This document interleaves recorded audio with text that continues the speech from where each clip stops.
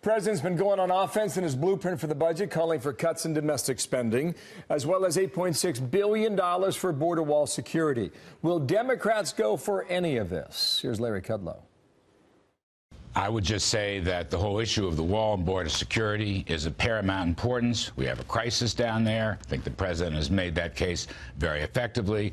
It's a crisis of economics. It's a crisis of crime and drugs. It's a crisis of humanity. No president gets exactly what they want in the budget. The budget's a recommendation. My colleague from Wyoming, Mike Enzi, is the chairman of the Budget Committee in the Senate. He's committed to border security as well. Chief Congressional Correspondent Mike Emanuel waiting on details live on the Hill. A brand new week. Mike, good morning.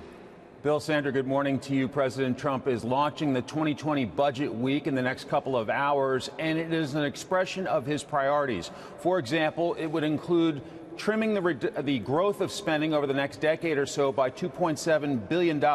Defense spending would not be a part of the reduction. Welfare reform, there's a work requirement in there, 20 hours of work in a job or job training per week, and $8.6 billion for his border wall.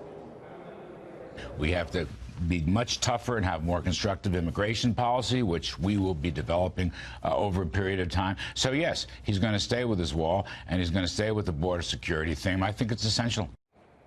Already, Speaker Nancy Pelosi and Senate Democratic leader Chuck Schumer are reacting on money for the wall, saying, quote, at a time when our country faces challenges about jobs for the future, this money would be better spent on rebuilding America and on education and workforce development for jobs for the 21st century. The presidential budget blueprint arrived first thing this morning on Capitol Hill. Congress has the power of the purse, but this allows the president to weigh in with his priorities as lawmakers prepare to debate spending priorities and hammer out an agreement. Much of the discussion initially will be on border security.